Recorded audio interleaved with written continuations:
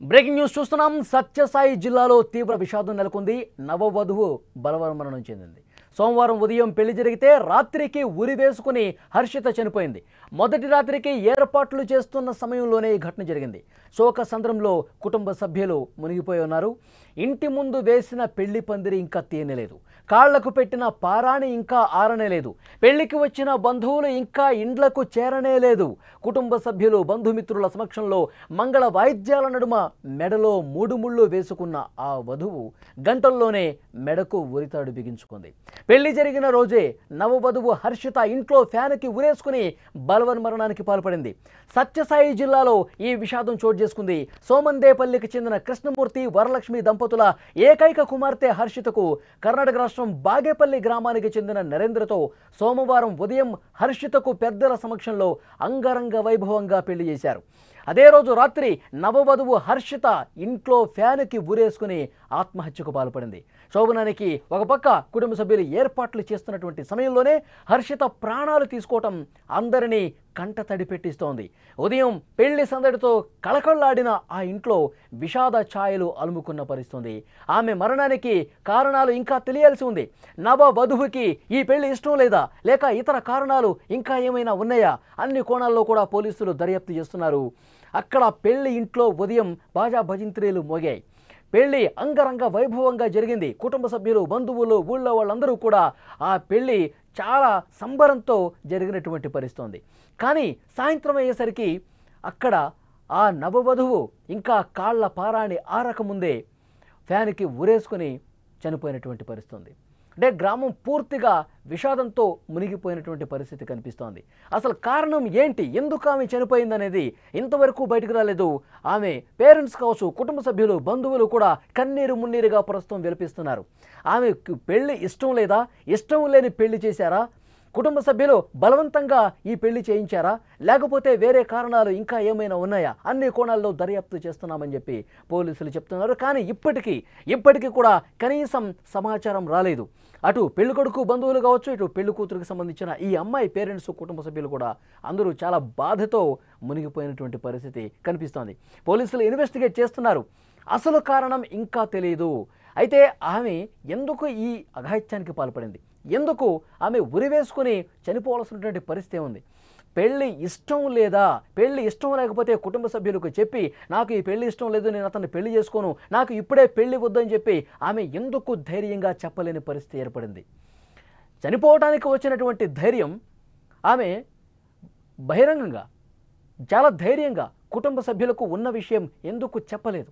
ఈ విధంగా తనువు చాలించడం కరెక్టేనా? అందరూ కూడా ఈ విషయం మీద ఆలోచించాల్సినటువంటి అవసరం ఉంది.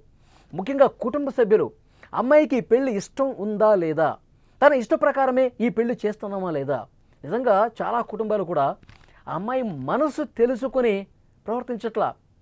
ఇంకా ఎన్ని రోజులు ఆగాలి, పెళ్లి చేసుకుంటావా చస్తావా, ఇదే విధంగా బెదిరింపు ధోరణితో కొంతమంది తల్లిదండ్రులు, కుటుంబ సభ్యులు ఉన్నటువంటి పరిస్థితి ఉంది.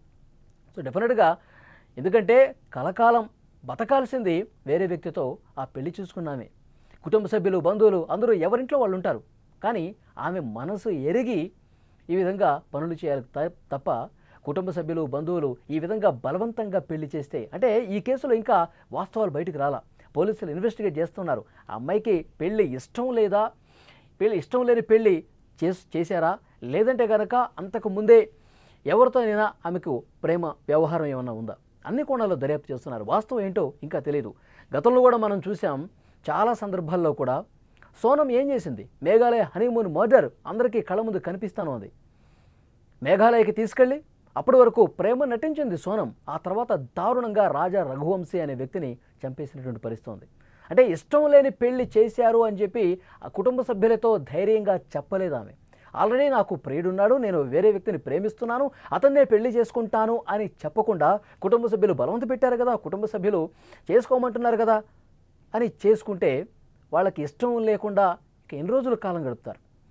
ఏదో ఒకటి చేస్తారు. తనువు చాలించటమా, లేదంటే వేరే వాళ్ళను చంపటమా? ఇలాంటి డెసిషన్స్ తీసుకున్న సందర్భాలు ఈ మధ్యకాలంలో చాలానే మనం చూసాం. సో డెఫినెట్గా కుటుంబ సభ్యులు, ఇంటి పెద్దలు ఆలోచన చేయాల్సిన అవసరం ఉంది. తమ పిల్లలకి పెళ్లి ఇష్టం ఉందా లేదా, వాళ్ళకి ఇష్టపూర్వకంగా మనం చేస్తున్నామా లేదా, కలిసి బతకాల్సింది వాళ్ళు కదా, వాళ్ళ కెరీర్, వాళ్ళ లైఫ్ వాళ్ళు చూసుకుంటారు కదా, ఈ విధంగా ఆలోచించాల్సినటువంటి పెద్దలే తమ మూర్ఖత్వానికి పోయి తాము చెప్పిందే నడవాలి అన్న ఉద్దేశంతో మొండి పట్టుదలతో మంకు పట్టుదలతో ఈ విధంగా పిల్లల జీవితాలను నాశనం చేస్తున్నటువంటి పరిస్థితి ఉంది. చాలా స్పష్టంగా ఈ కేసులో అర్థమవుతుంది. ఉదయం పెళ్లి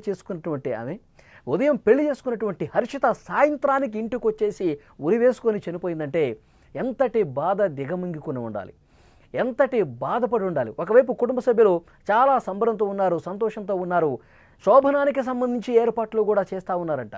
కానీ ఆ ఏర్పాట్లు చేస్తున్న సమయంలోనే బట్టలు మార్చుకుంటానని చెప్పి లోపలికి వెళ్ళినటువంటి హర్షిత గడియ పెట్టుకుంది, లోపలికి వెళ్ళింది, చాలాసేపు ఆలోచించింది. తర్వాత ఆ ఇంటి పైకప్పుకి వేలాడుతున్నటువంటి ఫ్యాన్కి ఉరి వేసుకొని ఆత్మహత్యకు పాల్పడింది. ఎంతసేపటికి బయటికి రావట్లేదు. పడుకుందేమో అనుకున్నారు, డోర్ కొట్టారు, తీయలేదు. ఇంకా వాళ్ళు పెద్దవాళ్ళని పిలిచారు, మళ్ళీ డోర్ కొట్టారు, హర్షిత హర్షిత అని పిలిచారు. ఎంతకీ డోర్ ఓపెన్ చేయలేదు, గడియ పెట్టేసి అలాగే ఉంది. ఇక లాభం లేదనుకుని పగలగొట్టి చూశారు. ఆ తాళం పగలగొట్టి గడియ పగలగొట్టి లోపలికి వెళ్ళి చూస్తే విగతజీవిగా కనిపించింది. ఫ్యాన్కి వేలాడుతుంది. హుటాహుటిన స్థానిక ఆసుపత్రికి తీసుకెళ్లారు. అప్పటికే వైద్యులు చెప్పారు సమయం మించిపోయింది, ఆమె చనిపోయింది. ఈ కేసులో చాలా స్పష్టంగా అర్థమవుతుంది ఆమెకి పెళ్లి ఇష్టం లేదు అనేది క్లియర్గా అర్థమవుతుంది. ఇది పెద్దలు చేసిన తప్పుగా చూడాల్సిన అవసరం ఉంది. పెళ్లి ఇష్టం లేదు అని చెప్పి ఒక సందర్భంలో అయినా ఈ విషయం పెద్దలకు పంచుకుందా లేదా అనేది ఇన్వెస్టిగేషన్లో తేలుతుంది. పెళ్లికి ఇష్టం లేకపోయినా నువ్వు చేసుకోవాల్సిందే అని బలవంత పెడితే పరిణామాలు ఇంతే దారుణంగా ఉంటాయి. చాలా బాధాకరమైన విషయం. ఎందుకంటే కాళ్ల పారాణి ఇంకా ఆరలేదు. ఉదయమే పెళ్లి జరిగింది. కొన్ని గంటల్లోనే ఆమె ఇంటికి తీసుకొచ్చిన తర్వాత గడియ పెట్టుకుని ఆత్మహత్యకు పాల్పడిందంటే ఆమె ఎంత మనస్తాపానికి గురైంది ఈ పెళ్లితో అనేది చాలా క్లియర్గా అర్థం చేసుకొని పరిస్థితుంది. ఇక్కడ ఈమెంత ధైర్యంగా తనువు చాలించడానికి సిద్ధపడ్డప్పుడు, ఇంత ధైర్యంగా ఫ్యాన్కి ఉరేసుకొని చనిపోవాలనుకున్న ఆ భావన వచ్చినప్పుడు అదే ధైర్యం కుటుంబ సభ్యుల ముందు, ఇంటి పెద్దల ముందు చెప్పి ఉండాల్సింది. నాకు ఈ పెళ్లి ఇష్టం లేదు, ఈ పెళ్లి చేస్తే నాకు ఇక బతుకే లేదని చెప్పి ఉండాల్సింది. అలా చెప్పి ఉంటే ఒక ప్రాణం నిలిచి ఉండేది. సో ఇటు ఈ అమ్మాయిది తప్పు కనిపిస్తుంది, ఇంటి పెద్దలది కూడా స్పష్టమైనటువంటి తప్పు కనిపిస్తుంది. పోలీసులు ఇన్వెస్టిగేట్ చేస్తున్నారు. ఎవరైతే పెళ్లి చేసుకున్నాడో ఆ కర్ణాటక రాష్ట్రానికి సంబంధించిన వరుడు, అతని కుటుంబ సభ్యుల్ని కూడా విచారిస్తూ ఉన్నారు. ఫోన్ రికార్డింగ్స్ అన్ని కూడా పరిశీలిస్తున్నారు.